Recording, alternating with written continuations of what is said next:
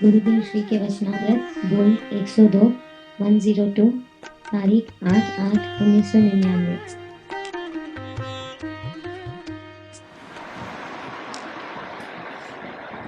नमो अजंताणं नमो सत्ताणं नमो आयर्याणं नमो विभूतये नमो वैरे सर्वसाम नमो सर्वेशाराय सानुभूत्या चकास्ते चित् स्वभावाय भावाय सर्वभावान् परच मंगलम भगवान वीर मंगलम गौतमोऽहं मंगलम कुंद कुंडालु जयं धर्मस्तु मंगलम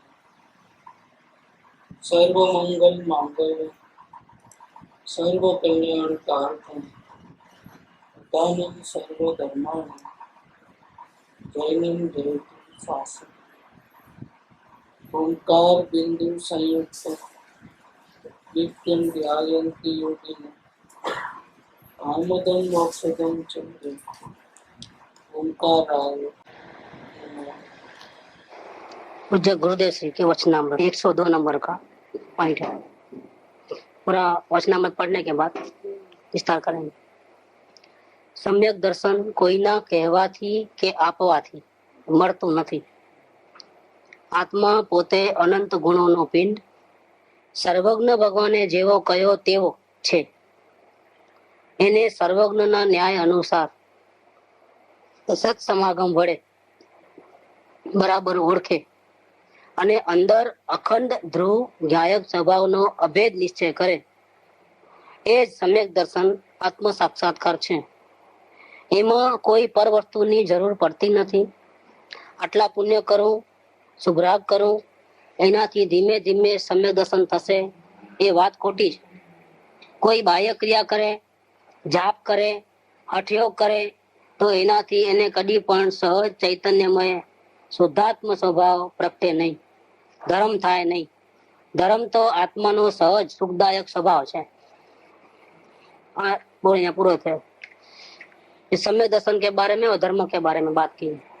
आखिरी लाइन जो है वो धर्म तो आत्मानो सहज सुखदायक स्वभाव है। धर्म माने ऐसा कोई परिणाम जीव का कि जिससे हमको जीव को सनातन शांति मिले, शाश्वती टेम्परवरी शांति मिले, वो धर्म नहीं है। वो धर्माभास है। लेकिन धर्म किसको बोलते हैं कि जिससे आत्मा को स्वयं मालूम भी पड़े और अनुभव में भी आवे कि अब मुझे हमेशा के लिए शांति मिल चुकी है। जब ऐसी स्थिति होती है तब 5 इंद्रियों की और मन की सारे प्रकार की जितनी भी इच्छाएं होती है वो खत्म हो जाती है हमेशा के लिए। इच्छाएं नहीं होती। इच्छा नहीं होती मतलब इसका भी 2 प्रकार है, एक अभिप्राय पूर्वक और एक आचरण पूर्वक। 2 प्रकार होते हैं। जब धर्म की शुरुआत होती है मतलब आत्मा का अनुभव होता है और अपने को अपने आत्मा का साक्षात्कार होकर के शांति मिलती है, तब अभिप्राय पूर्वक की सभी प्रकार की इच्छाएं खत्म हो जाती है। अभी आचरण में है कि वो ज्ञानी भी भूख लगेगा तो खाने की इच्छा करेगा, वो आचरण वाली गलती है। तो आचरण वाली गलती निकल जाएगी जब तो परमात्मा बन जाएगा। लेकिन अभिप्राय पूर्वक की गलती निकलेगी, सारी इच्छाओं का नाश होता है और अपने आत्मा के दर्शन होते हैं, आत्मा का आनंद मिलता है, उसका नाम सच्चा धर्म। तो वो धर्म तो आत्मा का सहज सुखदायक स्वभाव है। अब ये धर्म जो है सच्ची शांति वो कहीं बाजार में नहीं मिलती है। ये बात चलती है यहाँ पर कि जिसको धर्म करना हो मतलब परम शांति की चाहना हो तो उसको बाजार में कहीं भी मिलेगा नहीं। वो धर्म बाजार में तो नहीं मिलेगा, लेकिन मंदिर में भी नहीं मिलेगा।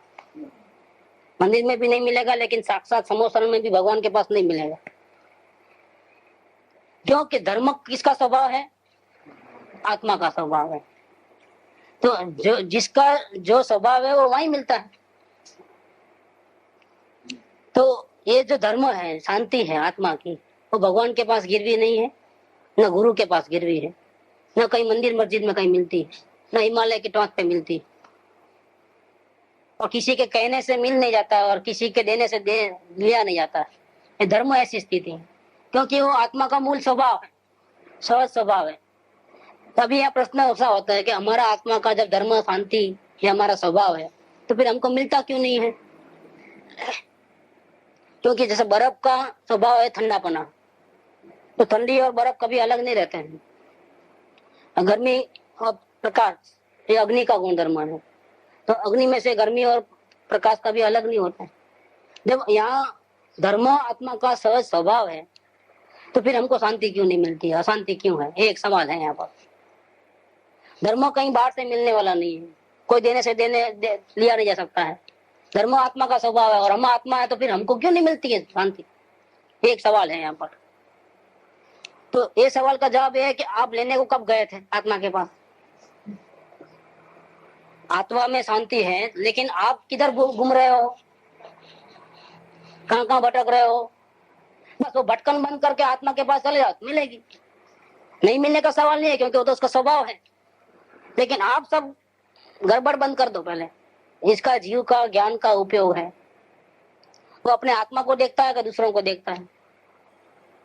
अभी क्या कर रहा है वर्तमान में? अशांति का कारण यही मात्र है कि जहाँ शांति है वहां देखता नहीं, और जहाँ से शांति मिलने वाली नहीं है वहां देखता है।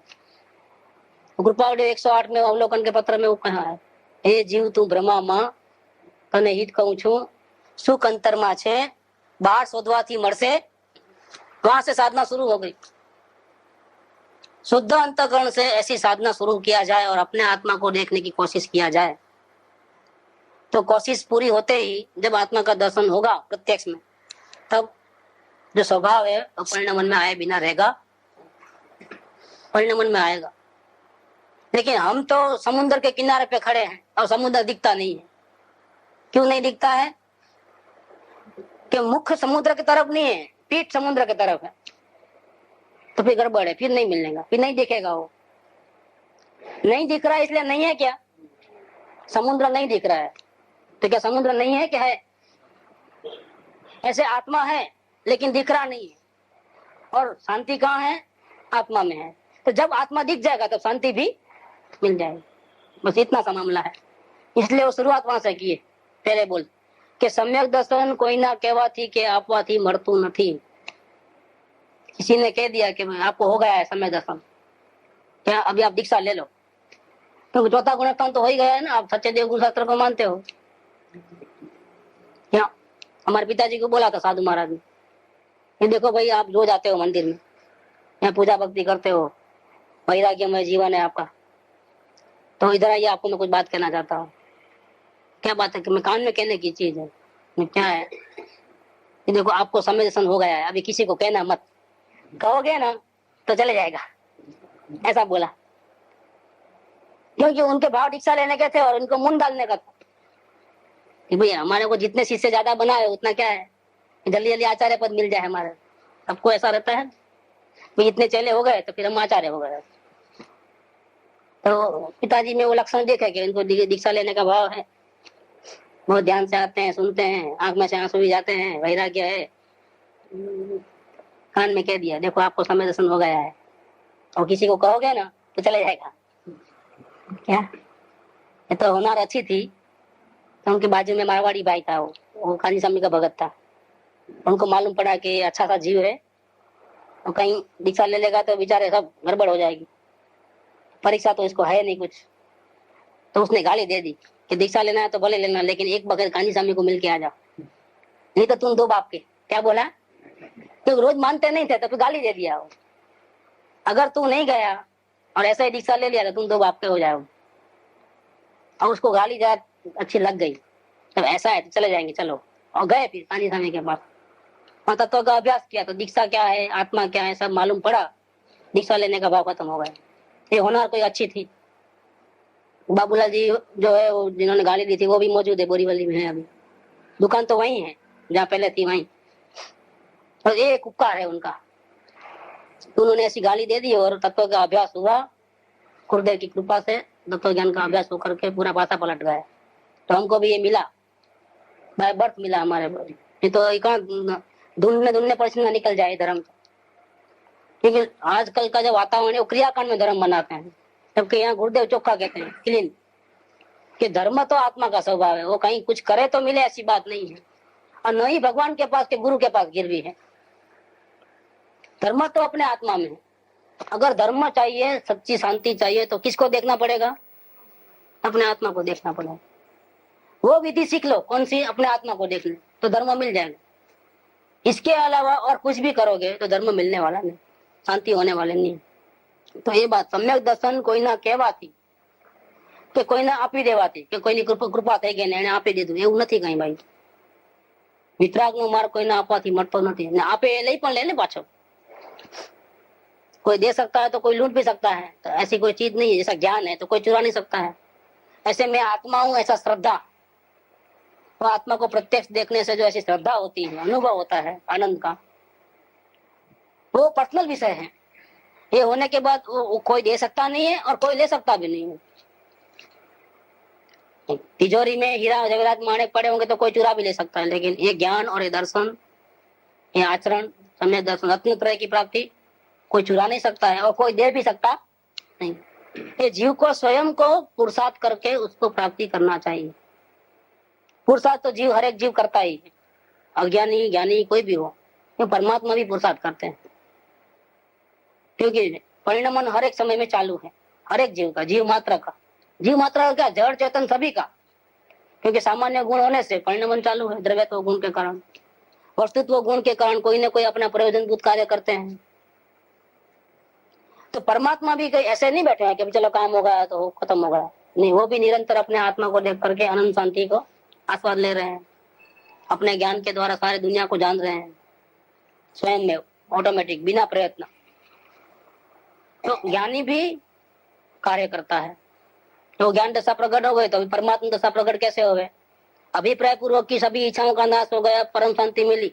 लेकिन आचरण में जो अभी अप्रत्याख्यान, प्रत्याख्यान, संतुलन, आगे जो इच्छाएं होती है उसका नाश कैसे करे और परमात्मा जल्दी से कैसे बने, उसका प्रयत्न वो भी करते हैं। और अज्ञानी भी बिना प्रयत्न का नहीं है। क्यों नहीं है? कि जीव मात्रा का स्वभाव है सुखमय है। जब तक उसको सुख नहीं मिलेगा तब तक उसका प्रयत्न चालू रहेगा, और सुख मिलने के बाद सुख मिलता रहे इसीलिए प्रयत्न चालू रहेगा। इसलिए प्रयत्न बिना का कोई जीव नहीं। तो अज्ञानी जीव को भी सुख कहाँ मिलेगा, कैसे मिलेगा पता नहीं है, लेकिन प्रयत्न निरंतर चालू है। ये बाहर क्यों दृष्टि लगा के बैठा है और फिर टिकता क्यों नहीं है कि वहां लगाया दृष्टि, फिर सुख नहीं मिला दूसरी जगह लगाया, फिर वहां सुख नहीं मिला तीसरी जगह, ऐसा उपयोग पलटता है उसका। जब तक उसको शांति नहीं मिलेगी तब तक उपयोग पलटते रहेगा। तो उपयोग को यहाँ से वहां, यहाँ से वहां, यहाँ से वहां, यहाँ से वहां लगाना, ये क्या है? ये पुरुषार्थ है। जीव को पता नहीं है इसलिए उल्टा पुरुषार्थ करता है। तो अज्ञानी भी पुरुषार्थ करता है लेकिन उल्टा है। वो पुरुषार्थ भी वो दुखी होने के लिए नहीं करता है, वो पुरुषार्थ भी वो शांति के लिए ही करता है, लेकिन उसको पता नहीं है। तो गुरुदेव यहाँ पता करते हैं कि भैया सम्यक दर्शन, आत्मा का अनुभव, आत्मा का श्रद्धान, ये कोई ऐसी चीज थोड़ी है कि किसी के कहने से मिल जाए या किसी को देने से मिल जाए। भगवान ने चमत्कार किया और दे दिया तो मरीचिक में काय को भटकना पड़ता। तो ऋषभदेव भगवान का पोता था, भरत चक्रवर्ती का पुत्र था। भविष्य के इसी वर्तमान 24वीं का आखिरी तीर्थंकर, 24वां तीर्थंकर का जीव था। फिर इतना 1 करोड़ करोड़ी सागर तुम काय को भटकते? वहां ढेर नहीं थे ऋषभदेव भगवान उनको कि लो भैया समय दर्शन, चलो सुखी हो जाओ, लेकिन कोई दे सकता नहीं।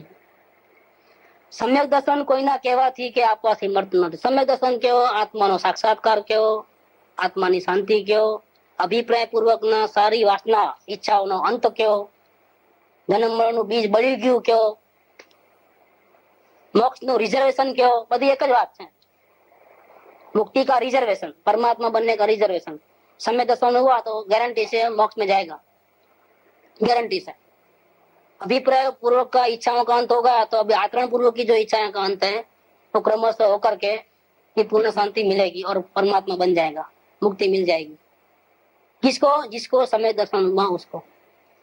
तो सम्यक दर्शन का दूसरा नाम है मुक्ति का रिजर्वेशन, अनंत जन्म मरण का बीज का नाश, अभिप्राय पूर्वक की समस्त इच्छाओं का नाश, ये सम्यक दर्शन है। आत्मा का अनुभव, आत्मा का श्रद्धान, अस्तित्व का ग्रहण प्रत्यक्ष रूप में, देहाध्यास का छूटना, कर्तृत्व भाव का छूटना, ज्ञाता भाव का बनना, ये सब एक ही बात है। परम शांति का अपने में सही आनंद मिलना, उसका नाम सम्यक दर्शन है। सम्यक दर्शन के बिना धर्म की शुरुआत होती नहीं है। जब तक अपने आत्मा का अनुभव नहीं होता है तब तक शांति की शुरुआत नहीं होती, शांति मिलती ही नहीं है, भटकता रहता है जीव। ये सम्यक दर्शन किसी के कहने से और किसी के देने से मिलता नहीं है। देखो सम्यक दर्शन तो क्या चीज है, अवलोकन भी नहीं करा सकते किसी भी। अवलोकन तो बेसमेंट है। वेद ज्ञान करने के पहले अवलोकन करना होता है कि हम कहाँ खड़े हैं, हमारे में क्या गलतियां हैं, कि जिस गलती हमारे विकास को रोकती है, ऐसी कौन सी गलतियां हमारे में है। हमको आत्मा की रुचि है कि पर पदार्थों की रुचि है, ऐसा जो देखना जिसको अवलोकन कहते हैं, वो भी जबरदस्ती करा नहीं सकते। सुनने के बाद, बुद्धि में आने के बाद भी कोई होनहार अच्छा होगा तो कर लेता है, और जिसका होनहार अच्छा नहीं है वो भटक जाता है। यहाँ बुद्धि काम में नहीं आती है, शास्त्र का नॉलेज काम में नहीं आता है, त्याग वैराग्य काम में नहीं आता है। त्याग वैराग्य चारित्र के गुण में गया, बुद्धि और ज्ञान का विषय वो ज्ञानावली कर्म के उड़े से ज्ञान का फैक्टर हो गया, जबकि सम्यक दर्शन श्रद्धा का विषय है। तीनों गुण अलग अलग है। जरूरी नहीं है कि आप 11 अंग 9 पूर्व तक पढ़ लो तो आपको आत्मा का अनुभव हो जाएगा, सम्यक दर्शन प्रकट हो जाएगा, कोई जरूरी नहीं है। जरूरी नहीं है कि पंचमावत और महाव्रत 28 मूल गुण पालोगे, नग्न दिगंबर होकर के जंगल में तपस्या वगैरह करोगे, ऐसा इतना उत्कृष्ट चारित्र पालोगे तो आपको सम्यक श्रद्धा हो जाएगी, कोई जरूरी नहीं है। श्रद्धा गुण अलग है, ज्ञान गुण अलग है, चारित्र गुण अलग है। ये सम्यक दर्शन के लिए क्या करना, उसकी सही विधि मालूम करना चाहिए। उसका बेसमेंट है आत्मा की रुचि और सारे जगत से उदासीनता, वैराग्य नहीं, उदासीनता। सारे सुख की सहेली है अकेली उदासीनता। सुख को, सम्यक दर्शन को, धर्म की प्राप्ति को, उसकी सहेली कौन है? उदासीनता है, वैराग्य नहीं है। हम लोग गलती समझ, त्याग वैराग्य करेंगे तो मिल जाएगा, ऐसा कोई धर्म में नहीं होता है। कई लोग त्यागी तपस्वी भटकते हैं, इसको एक गाली दो तो गुस्सा आ जाएगा, फिर दुर्वासा मुनि के जैसा क्या। और ज्ञानियों को कहो कि तुम्हारे ज्ञान में कोई दम नहीं है, अनुभव कहाँ है, तो उसको गुस्सा आ जाता है। विद्वानों को, ज्ञानियों को गुस्सा नहीं आता है, सभी के प्रति करुणा भाव रहता है। जीव मात्र के, दुश्मन हो कि वैरी हो, कोई भी हो, शत्रु मित्र प्रत्यय वर्ते समदर्शिता, मान अमाने वर्ते संभाव, जो संभाव होता है। ऐसा ज्ञानी की दशा ऐसी होती है, मेरी बात नहीं मानता है तो वो गेट आउट, उससे बात नहीं करना, उसे द्वेष करना, ऐसा नहीं रहता है। करुणा भाव रहता है, उसकी होनहार नहीं है, अभी नहीं समझ सकता है। तो सम्यक दर्शन तो किसी के कहने से नहीं मिलता है, लेकिन जो बेसमेंट है अवलोकन, वो भी कोई करा सकता। जीव स्वयं अगर चाहे शांति को तो कर लेता है। जीव को शांति का टारगेट नहीं है तो वो नहीं कर सकता है। कोई अवलोकन की विधि समझ में आ गई, जानकारी ले ली तो थोड़ा हो जाएगा अवलोकन। ऐसे सम्यक दर्शन कैसे होता है, वेद ज्ञान कैसे होता है, शास्त्र में परफेक्ट विधि क्या है, गुरुदेव ने क्या बताया है, सब मालूम हो गया तो हो गया आत्मा का अनुभव। मालूम होने से आत्मा का अनुभव नहीं होता है। सब जान लिया लेकिन परिणाम कोई अलग वस्तु है। वो आत्मा की रुचि के बिना और जगत से उदासीन हुए बिना ये आत्मा का दर्शन कभी किसी को होने वाले। तो सम्यक दर्शन कोईना કહેવાથી ને આપવાથી મળતું નથી। આત્મા પોતે અનંત ગુણોનો પિંડ છે। जहाँ धर्म रहता है, जहाँ शांति रहती है, जो स्वभाव है, जहाँ अनंत ज्ञान पड़ा है, अनंत गुण पड़े हैं, वो कैसा है अपना आत्मा के अनंत गुणों का पिंड है। जैसे शक्कर का टुकड़ा है तो उसमें मीठापन भी है, सफेदपना भी है, वजन भी है, ऐसे गुण है ना। ऐसे आत्मा में 1 2 3 4 नहीं, कितने गुण हैं तो आप गिनती नहीं कर सको। ज्ञान, श्रद्धा, दर्शन, आचरण, चारित्र, वीर्य आदि अनंत गुणों का नाम गिन नहीं सके, इतना गुण है। सबका मिला जुला जो है एक पदार्थ है, उसका नाम है आत्मा। वो मैं स्वयं हूँ। ये जो बात चलती है, किसकी बात चलती है? तो कोई दूसरे आत्मा की बात नहीं चलती है। ये जो मैं स्वयं कैसा हूँ कि मेरे में अनंत गुण है, एक रूप पिंड हूँ। थोड़े गुण यहाँ रहते हैं, ज्ञान इतने भाग में रहता है और श्रद्धा इतने भाग में रहती है, ऐसा नहीं। टोटली मिलजुल के, जैसे पानी में अपन कलर डाले, शक्कर डाले, नींबू डाले तो सब मिल जाता है ना पूरे एरिया में, कि नहीं इतने भाग में शक्कर रह गई, इतने भाग में खट्टापन, ऐसा नहीं है कि थोड़े भाग में कलर है। सब मिक्सचर, जहाँ खट्टापन है वहीं कलर है, वहीं मीठापन है, वहीं पानी है, सब ऐसा। ऐसे आत्मा के अनंत गुण एक साथ हर क्षेत्र में, उसके पूरे एरिया में रहते हैं। जहाँ टच करोगे तो वहाँ ज्ञान भी है, सुख भी है, वीर्य भी है, चारित्र भी है, सब है, विकास भी है, सब एक ऐसे अनंत गुणों का एक पिंड है। लेकिन कैसा, तो डैश करके लिख दिया है, ये गुरुदेव की वाणी। देखो ऐसे आत्मा, आत्मा तो जगत के सभी जीव कहते हैं, वेदांत भी कहता है, बौद्ध भी कहते हैं। ऐसा आत्मा नहीं। आत्मा कैसा अनंत गुण का पिंड है, जैसा सर्वज्ञ भगवान ने कहा है वैसा। ये समय सार में है वो एक बार कि जैन लोग बोलते हैं कि चैतन्य आत्मा, चैतन्य आत्मा, वेदांत भी बोलता है चैतन्य आत्मा। तो फर्क क्या है? और माता जी को, बेंसरी बहन को, दोनों को 5 सवाल दिए थे गुरुदेव ने परीक्षा करने के लिए। उसमें एक क्वेश्चन, 5 में से एक क्वेश्चन ये था कि वेदांत में आत्मा कहते हैं और जैन में भी आत्मा कहते हैं, तो दोनों में अंतर क्या है? और यही सवाल यहाँ समय सार में भी उठाया है कि मैं चैतन्य भगवान आत्मा हूं, ऐसा कहने से समेसन हो जाता है? ऐसा मान लिया कि मैं चैतन्य भगवान आत्मा हूं, तो होगा समय दर्शन कि नहीं हुआ? क्या अंतर है उसके अंदर? कि वस्तु जो है, जैसा सर्वज्ञ भगवान ने कहा है वैसा अनुभव में आनी चाहिए। और वस्तु कैसी है? अनेकांतमय है, अकेली ध्रुव नहीं है, अकेला परिणमन नहीं है। नित्यता अनित्यता, एकपना अनेकपना, क्रमपणा अक्रमपणा, ये सब मिला जुला, दोनों परस्पर विरुद्ध धर्म को प्रकाशने वाली एक ही वस्तु है। तो सर्वज्ञ भगवान की वाणी में जो आत्मा का स्वरूप है वैसा अकेला चैतन्य, चैतन्य तो वेदांत भी कहते हैं कि चैतन्य भगवान आत्मा, लेकिन वो पर्याय को नहीं मानते हैं। तो ऐसा आत्मा नहीं है भैया, परिणमन को नहीं माने, ऐसा आत्मा नहीं है। अकेला शुद्ध भी नहीं है, अकेला अशुद्ध भी नहीं है। जैसा सर्वज्ञ भगवान ने कहा है वैसा अनंत गुणों का पिंड आत्मा है। विषय थोड़ा गहरा है, बहुत गहरा विषय है कि सर्वज्ञ भगवान ने जो कहा है और वेदांत ने कहा, उसमें फर्क क्या है भैया? वेदांत तो परिणति को मानता ही नहीं, वो तो त्रिकाल शुद्ध है, अनादि अनंत है, शाश्वत है, ऐसा मानता है। अहम इको जगत मिथ्या, क्या अहम ब्रह्मास्मि।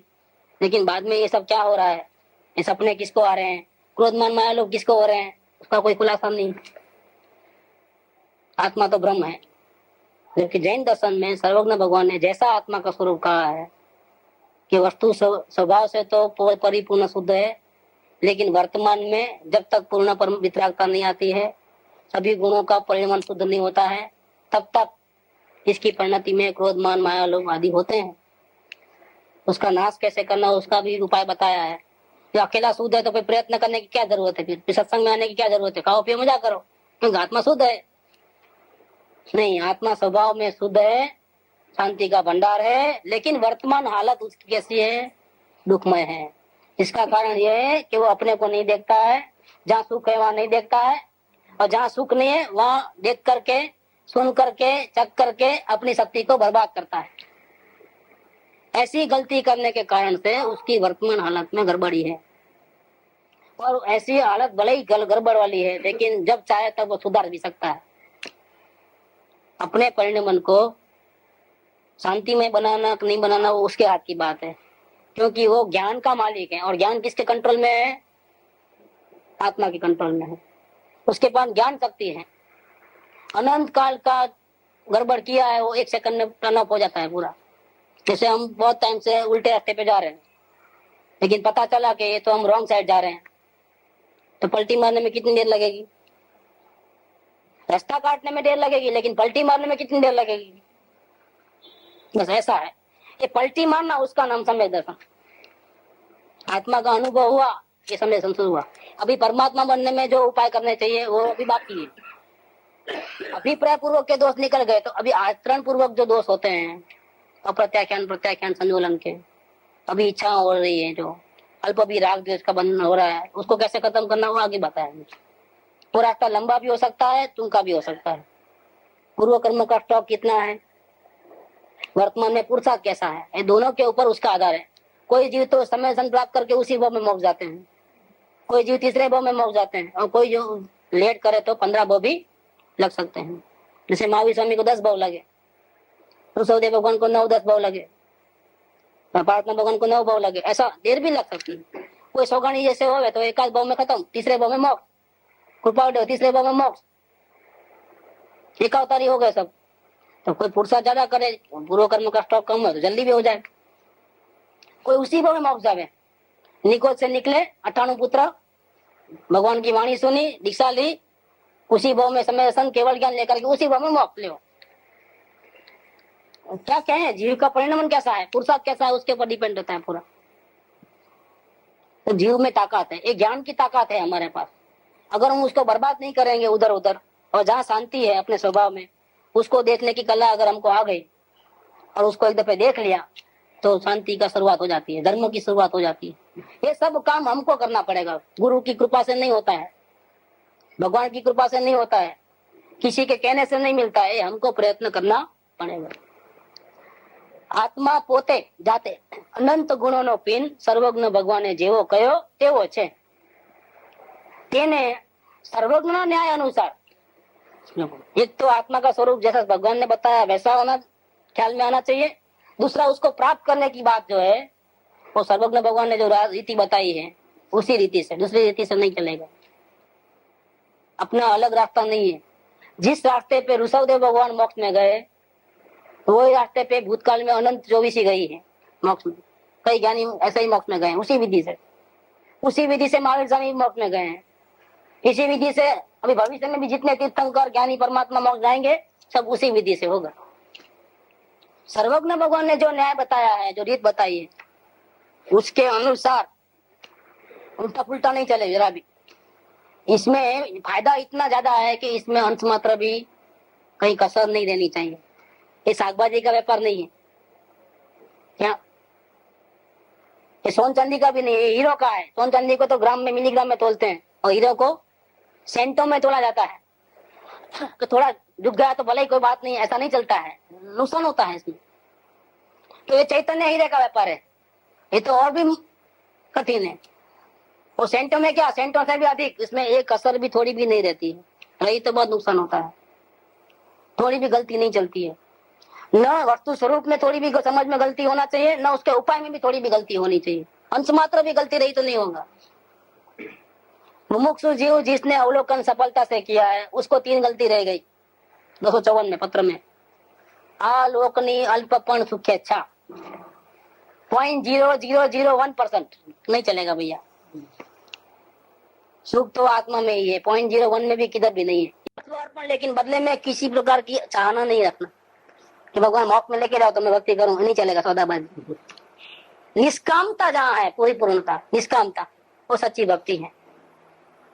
ऐसी भक्ति पहले प्रैक्टिस के लिए गुरु के प्रति होती है और बाद में तो गुरु ही कहेगा भाई मेरे पास क्यों, तुम भले ही मैं निष्कामता से मेरी पूजा भक्ति करते हो, लेकिन मेरी पूजा भक्ति करने से तुझे कुछ शांति मिलने वाली नहीं।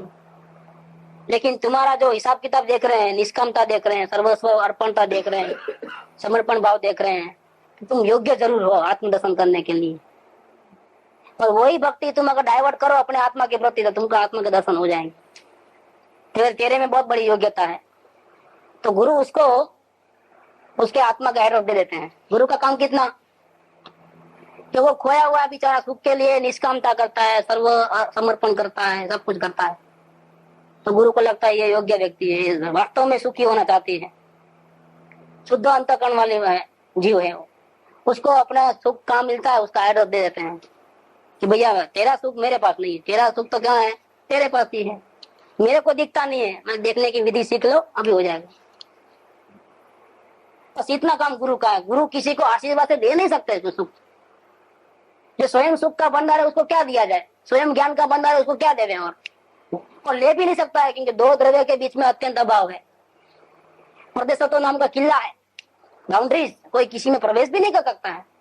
देखो, और वस्तु में क्या कमी है कि जो उसके पास कहीं से कोई परिणमन करना पड़े। भिखारी थोड़ी है वस्तु, स्वयं परमेश्वर है, तो लेने देने का तो कोई सवाल ही नहीं है, समझने का रहता है। तो जैसे सर्वज्ञ भगवान ने आत्मा का स्वरूप कहा है वैसा आत्मा अनंत गुणों का पिंड है और सर्वज्ञ के न्याय के अनुसार सत्समागम के द्वारा ऐसा कभी नहीं बनता है कि सत्समागम नहीं करता हुआ आत्मा का अनुभव हो जाता है, ऐसा कभी नहीं बने, क्योंकि अज्ञानता का मूल इतना गहरा है और इतना जीव नींद में सोया हुआ है कि इसको जगाने के लिए तो बहुत तकलीफ है। ये कुंभकर्ण को तो कुंभकर्ण से भी गया बीता है ये जीव, क्या कि भगवान के समोसन में भी अनंत बार जीव गया लेकिन जागा नहीं है वहां। ऐसा नहीं है कि उसको मौका नहीं मिला था, ऐसे तो ऐसे मौके बहुत कम आते हैं, मनुष्य बहुत कम मिलता है, लेकिन वो भी अनंत बार हो गया है। और इसमें भी जैन धर्म मिलना और सर्वज्ञ भगवान के समोसन में भगवान की वाणी सुनना वो तो और भी रेयर है, लेकिन वो भी अनंत बार हो चुका है। फिर भी ये जीव को आंख खुली, वो आंख खुले और सत्समागम मिले। सत्समागम मिले इसको किसको बोलते हैं? सत्संग मिल, कई कई जीवों को सत्संग मिलता है, ऐसा नहीं चलता है। सत्संग मिलने के बाद सत्संग में जो बात बताई गई है उसको उसके ऊपर ध्यान जावे और ये मेरे हित की बात चल रही है, ऐसा अंदर में बुद्धि में बैठे और परिणमन चालू हो गए, प्रयत्न चालू हो गए। ऐसे सत्संग तो रोज होते हैं तो क्या फायदा, इसका कोई मतलब नहीं है। सत्संग में जो बातें आई अपने हित की वो सुन करके समझ करके, नहीं समझ में आए तो सवाल जवाब करके अच्छी तरह समझ करके फिर इसको प्रयोग करे तो सत्समागम हुआ है। चौथी गाथा में समय सार में है कि इस जीव ने काम भोग बंधन की कथा तो अनंत बार सुनी है, अनंत बार परिचय में भी आ गई है, लेकिन एकत्व विभक्त आत्मा की बात कभी सुनी नहीं है, समझी नहीं है। न ऐसे बात समझाने वाले सत्संगियों की सेवा चाकरी की है, गुरुओं की चौथी गाथा में है। तो वहाँ प्रश्न गुरुदेव ने स्वयं उठाया कि क्या अनंत बार समोसन में नहीं गया था, आत्मा की बात सुनने को नहीं मिली थी? हाँ मिली तो थी, तो भी ऐसा क्यों लिखा है कि नहीं अनंत काल में कभी भी एकत्व आत्मा की बात नहीं सुनी है? कि सुनी है लेकिन परिणमन नहीं हुआ तो क्या फायदा, तो सुना क्या और नहीं सुना क्या, इसलिए नहीं सुनी है। अगर सुनी होती समझी होती तो परिणमन आता, परिणमन नहीं आ रहा इसलिए सुनी नहीं है, समझी नहीं है। तो रूल्स वो है, सर्वज्ञ भगवान का न्याय वो है कि सत्समागम हुए बिना किसी भी जीव को आत्मा का दर्शन होता नहीं है। सत्समागम होना चाहिए, सत्समागम बड़े बराबर ओढ़के के भी ते सर्वज्ञ न्याय अनुसार। इस सिद्धांत में अंश मात्र भी आगे पीछे करे तो नहीं चलेगा, सिद्धांत नहीं बदलेगा, आपको बदलना पड़ेगा। सिद्धांत तो अखंड है, मुक्ति का मार्ग है, उसकी जो रीत है वो कभी भी कॉम्प्रोमाइज नहीं कर सकते उसके अंदर, वो जैसा है वैसा है। चौथे काल में भी वैसा ही था, महावीर क्षेत्र में भी वही बात है और यहाँ पर भी वही बात है। सिद्धांत कहीं बदलता नहीं है, 2 और 2 4, वहां भी वैसा ही होता है, यहाँ भी ऐसा होता है, इसमें कोई हेरा फेरी नहीं होगी। सिद्धांत वैसे रहेंगे, उसी सिद्धांत के अनुसार ऋषभदेव भगवान मोक्ष में गए, उसी सिद्धांत के अनुसार महावीर स्वामी मोक्ष में गए, वही सिद्धांत के अनुसार ही कोई जीव मोक्ष में जाएगा, सिद्धांत नहीं बदलेगा। इसलिए सर्वज्ञ के न्याय अनुसार सत्समागम के द्वारा किसको समझे, जैसा सर्वज्ञ भगवान ने कहा है वैसे आत्मा अनंत गुणों का पिंड है, उसको बराबर समझे।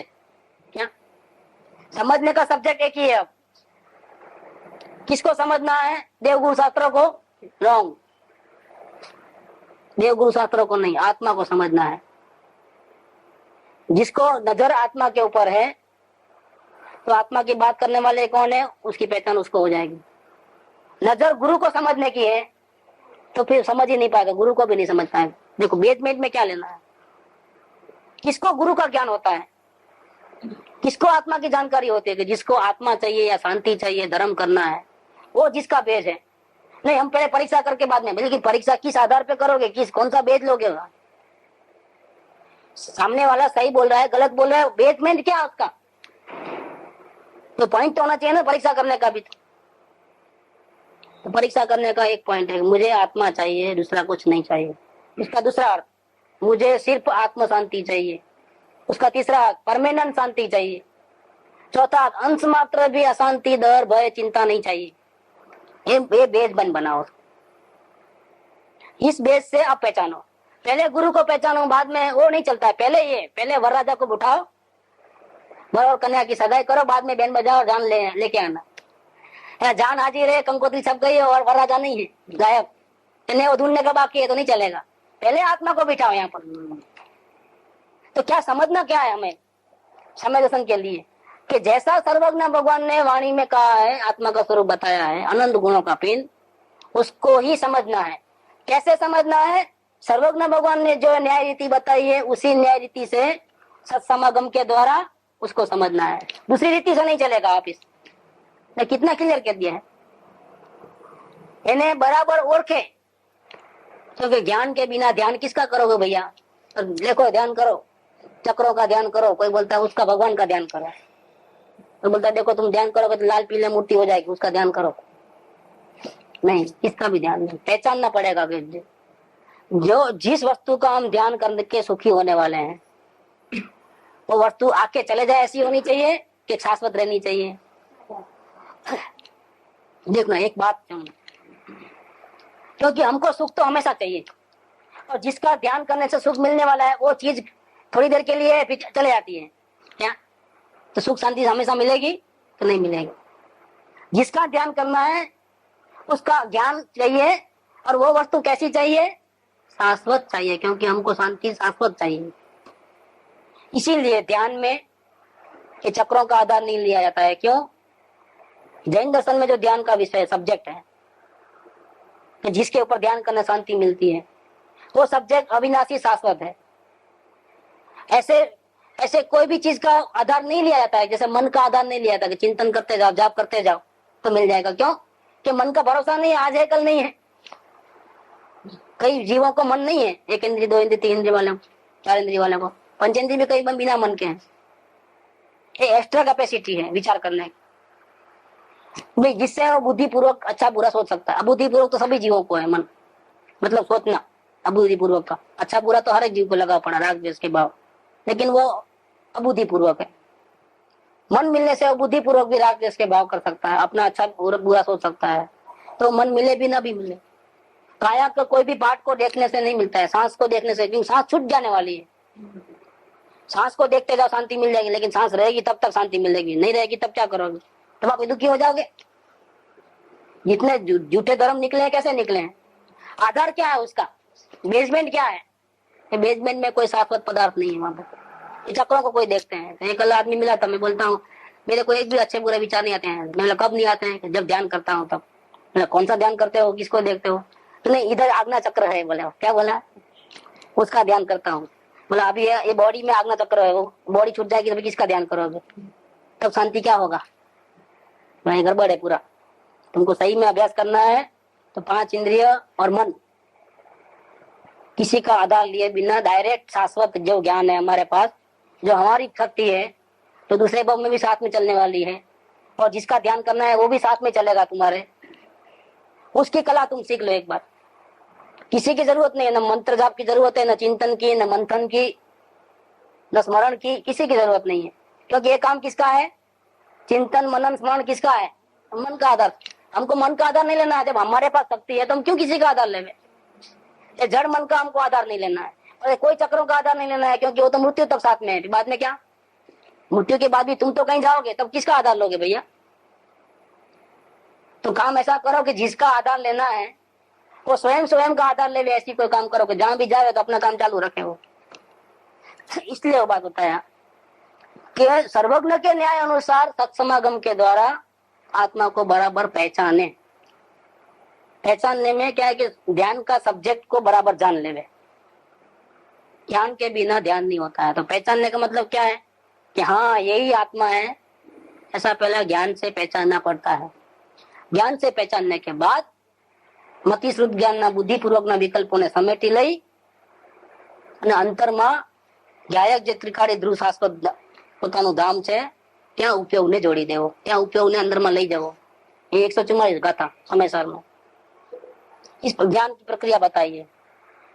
तो पहचानेगा तो ध्यान करेगा, तो पहले बराबर सत्समागम के द्वारा ध्यान की विधि, ध्यान का सब्जेक्ट, ध्यान करने की रीत और क्या होने वाला है, लाभ नुकसान, और सब बराबर पहले समझना पड़ेगा। वो भी सर्वज्ञ के न्याय के अनुसार। कहीं भी काने मंथन में गलती हुई तो काम बिगड़ जाएगा, काम होने वाला नहीं। અને અંદર ઓળખવા પછી શું કરું? અને અંદર अखंड, इसमें कोई 2 टुकड़े नहीं। अनंत गुण है लेकिन अनंत टुकड़े नहीं है, वहां पर अखंड है। अखंड ध्रुव शाश्वत, देखो परिणमनशील नहीं, बदलने वाला स्वरूप नहीं, शाश्वत। जिसका ध्यान करना है वो कैसी वस्तु है? ध्रुव, शाश्वत। और कैसा स्वभाव है? ज्ञायक स्वभाव है, जानना जानना जानना जानना जानना जानना चालू। शाश्वत भी है और जानना जानना जानना जानना निरंतर हो गए। और अखंड पदार्थ है, टुकड़े टुकड़े नहीं है इसमें, कुछ कमी नहीं है। अखंड में क्या कुछ कमी है? नहीं, कमी नहीं है, अखंड है। अखंड ध्रुव ज्ञायक स्वभाव का कैसा निश्चय करना कि मेरे में ये गुण है, मेरे में वो गुण है, वो भेद वाला निश्चय हो गया, वो नहीं चलेगा। इसमें तो विकल्प बढ़ जाएंगे। अभेद निश्चय करना है। देखो,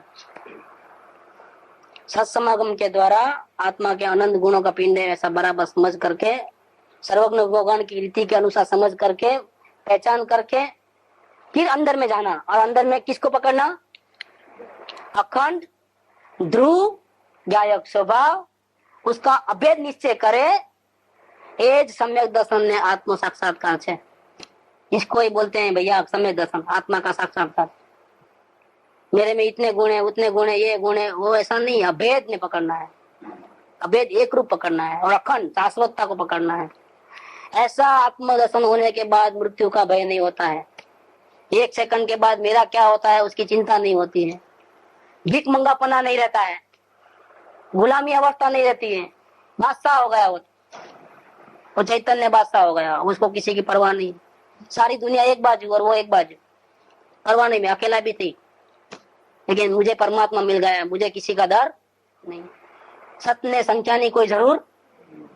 सतने માટે તો આખું જગત વેચાઈ જાવ તો પણ સતને જતું કરાય? એકલો થાય, અટુલો થાય, ગમે એટલા પરિસરનો ઉપસર્ગ આવે, પણ 14 બ્રહ્માંડ શૂન્ય થવાનો વારો આવે, પણ સમ્યક દ્રષ્ટિ ક્યારે પણ નિશંક શંકાવાળો થાય? નિશંક જ રહે। આ નિશંકિત ગુણ પ્રગટ થઈ જાય। અહીંયા એવા 8 ગુણ પ્રગટ થાય એને। દુનિયા ચકડા મેરુ પર્વત ડગી જાય પણ એ પોતે ડગે નહીં કોઈ દિવસ શ્રદ્ધામાંથી, એટલી જબરદસ્ત શ્રદ્ધા થઈ જાય।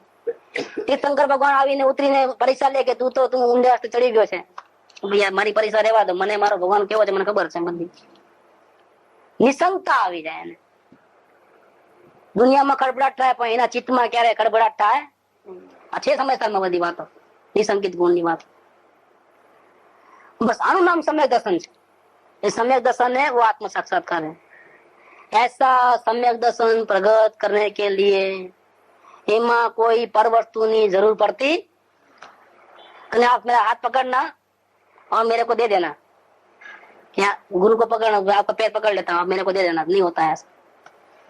ऐसा सम्यक दर्शन प्रकट करने के लिए गुरु की जरूरत नहीं। रास्ता क्या है वो जानने के लिए गुरु की जरूरत है कि सम्यक दर्शन प्राप्त करने के लिए क्या करना, उसका सब्जेक्ट क्या है, क्या विधि है, क्या शर्त है, वो सब समझने के लिए सदगुरु की जरूरत है। लेकिन प्रकट करने के लिए किसी की जरूरत नहीं है। देव गुरु शास्त्र किसी की जरूरत नहीं। गुफाना प्रवेश द्वार सुधी नए प्रमाण विक्षेप बधु आवे, विचारो विचार मंथन बधु, पण गुफानी अंदर कोने जवू पड़े? चैतन्य गुफामां एकलू ज्ञान जाए, बीजू कोई जाए नहीं। છે એમાં બેન્સીના વચનામૃતમાં છે કે મોટર ગાડી બધું ક્યાં સુધી આવે? ગુફાના પ્રવેશ દ્વાર સુધી। તો ગુફાની અંદર જવું હોય તો કોણ આવે ભેગું? કોઈ ના આવે, તારે એકલા જવાનું। એમ આ નય પક્ષ આત્મા શુદ્ધ છે ને, બુદ્ધ છે ને, અનંત ગુણ વાળો છે ને, આવા નય પ્રમાણ નિક્ષેપના જે સમૂહ છે ને, વિકલ્પની દોડાદોડી છે, એ બધું ક્યાં સુધી આવે? ચૈતન્ય ગુફાના પ્રવેશ દ્વાર સુધી। ચૈતન્ય ગુફામાં મળવું હોય ચૈતન્યને, આ બધું બહાર મૂકી દો ભૈયા, મનના વિકલ્પો, એકલા જાઓ। ત્યાં મન ભેગું આવતું, મનની તાકાત નથી, મન જળ છે, એ ચૈતન્યના પ્રકાશને જીવી નહીં શકે। અમાવસની રાત અને સવારના સૂરજ ઉગે એની પહેલા અમાવસની રાત રહે ખરી? ત્યાં સુધી એ 2 કલાક પહેલા રહી જાય। પ્રકાશનો ને અંધકારનો કોઈ મેળ નથી। એમાં જ્ઞાયક સૂર્ય ભગવાન છે જાણવારો। આ મનની પહોંચ નથી કે એના તાપને જીવી શકે, એના પ્રકાશને જીવી શકે। જ્ઞાન અને રાગની, ચેતન અને જળનો કોઈ મેળ મેળાપ જ નથી ખરેખર। ત્યાં જ્ઞાન એકલું જાય, બીજું કોઈ જાય નહીં। એટલે કે છે કે આવા સમ્યક દર્શન એટલે આત્માનો અનુભવ કરવા માટે બીજા કોઈ પર વસ્તુની જરૂર પડતી। આટલા પુણ્ય કરું, આટલા શુભ્રા કરું, ભગવાનની ભક્તિ કરું, ઉપવાસ કરું, મંત્ર કરું, ઉપદાન કરું, યાત્રા કરું, કાંઈ નહીં, એ કાંઈ કામ ના આવે।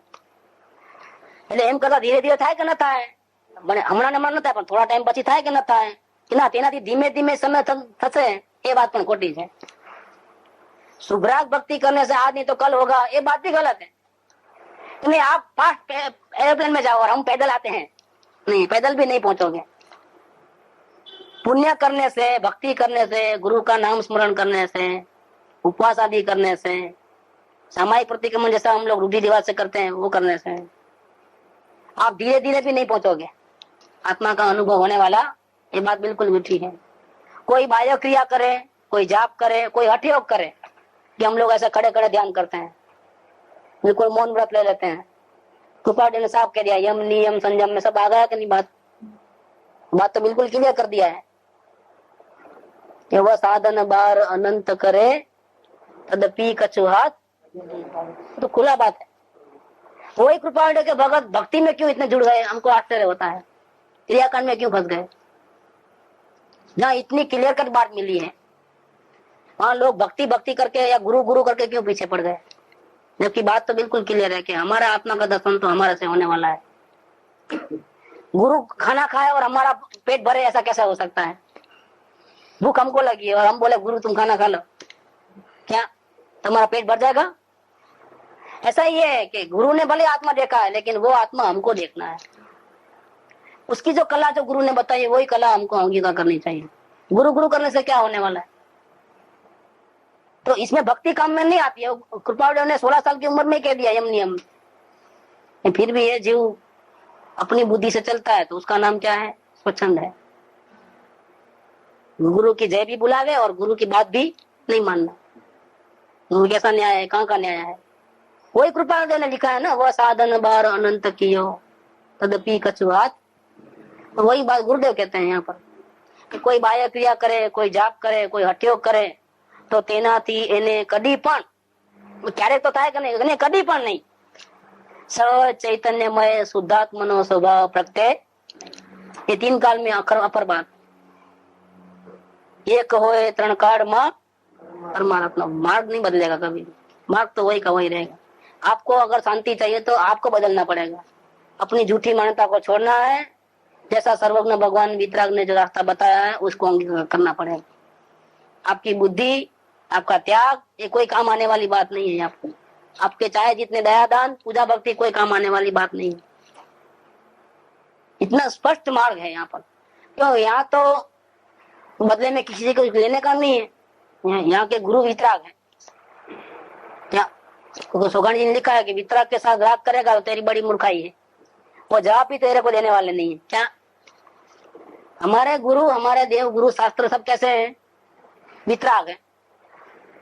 तो करुणा भाव सहज में आ गया और वाणी निकल कर रास्ता बता दिया, इतना ही। बाकी कोई किसी का लगाव बगाव नहीं है शिष्यों के साथ। उनको टोले वोले नहीं चाहिए, वो अकेले ही बजे में है, बादशाह है वो। तो आपको मस्का लगाने का नहीं है, रास्ता बता देने का है। आपको चलना है चलो, नहीं चलना है मत चलो। गुरु को कोई अपेक्षा नहीं है, इसको शिष्यों के टोले इकट्ठे नहीं करने हैं। इसीलिए वो बात स्पष्ट कह सकते हैं। अगर कोई अपेक्षा होती तो भी सामने वाले को क्या अच्छा लगता है वो बोलना पड़ेगा। जबकि यहाँ के गुरु वितराग होने के कारण से किसी की शर्म नहीं रखते हैं। जैसा तीर्थंकरों ने बात कही है वही बात कहेंगे, इसमें थोड़ा भी गालमेल करेंगे नहीं। दुनिया को झुकाने से क्या मिलेगा? गलत तरीके से। अभी दुनिया हमारे पुण्य होंगे झुक जाएगी, लेकिन बाद में जूते कौन खाएगा? इतने लोगों को गलत रास्ता बताएंगे अपने स्वार्थ के लिए और सब लोग डूबेंगे, तो उसका पाप महामोहनीय कर्म थी बूढ़े भव जन्माए था। ऐसा काम क्यों करें भैया हम? एक भावना थोड़ा सुखने માટે અનંત ભાવનું અનંત દુઃખ नहीं વધારવાનો प्रयत्न सत्पुरुषों करे।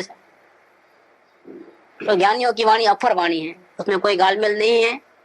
और अगर शांति का एम लेके आते हो तो समझ भी सकते हो। इनकी निष्प्रुहता धन्य है बिल्कुल। ये परम कृपाळु देव जन्म जरा मरण आदि सर्व दुखों अत्यंत सह करनारो एवो वितराग मूળ धर्म आप श्रीमदे अनंत कृपा કરીને મને આપે। તે અનંત ઉપકારનો બદલો વાળવા હું સર્વથા અસમર્થ છું। હવે लाइन इम्पोर्टेंट है, वड़ी आप तो सर्वथा निष्पृह છો। तो कोई आशा से आप नहीं बोले हो, कोई आपको मान पान मिले इसलिए आपने बताया हो कि आपको पूजा भक्ति की कामना है इसलिए बताया, ऐसा नहीं। आप तो बिल्कुल निष्पृह हो, आपको जगत की पड़ी नहीं। आपको तो अपना परमात्मा मिल गया तो वहीं डूबना है, वहीं रहना है, वहीं आपको किसी का चाहना नहीं है कोई किसी प्रकार। तो परम निष्क्रिय होकर के आपने ये बात बताई है, तो मैं क्या दूं आपको? વળી આપ તો સર્વથા નિષ્ફળ છો, જેથી હું મન વચન કાયાની એકાગ્રતાથી अपना चरणार विंदमा मस्ताव। ऐसे गुरु होते हैं परम वितरागी। तो ये दूसरे जो क्रिया करते हैं, ऐसा करो तो मिल जाएगा, ऐसा करो तो मिल जाएगा, करने धरने का मार्ग नहीं है, छोड़ने का मार्ग नहीं है। ये जो धर्म है, जो आत्मा की शांति प्राप्त करना है, वहां कुछ करना या नहीं करना नहीं है, कुछ ग्रहण करना और कुछ त्याग करना नहीं है। जहाँ कुछ करने की बात आई तो खड़े हो जाना कि भाई ये मार्ग गलत है, नहीं करने की बात आई वहां भी खड़े हो जाना तो भाई चलो यहाँ से बिस्तरा बदला उठाओ, कुछ ये ले लो और कुछ ये दे दो, समझना गलती है। ये सिर्फ जानने का मार्ग है, ज्ञाता दृष्टा बनने का मार्ग है, अपने स्वभाव को पकड़ने का मार्ग है। रंच मात्र भी किसी की गुलामी नहीं है, यहाँ पर स्वतंत्रता है, किसी को पदार्थ की जरूरत नहीं पड़ती है। लेकिन उल्टा काम करोगे तो स्वभाव प्रकट होने वाला नहीं है, धर्म कभी भी होने वाला नहीं है। क्यों? कि धर्म तो आत्मा का सहज सुखदायक स्वभाव है, उसको देखोगे तो शांति मिलेगी, उसको नहीं देखोगे तो शांति तीन काल में कभी मिलने वाली नहीं है। ये 102 नंबर का वचनामृत पूर्ण हो। सुख धाम अनंत सुसंत चही, दिन रात रहे तद ध्यान मही। प्रशांति अनंत सुधामय जे, प्रणमो पद तेवर ते जयते, प्रणमो पद ते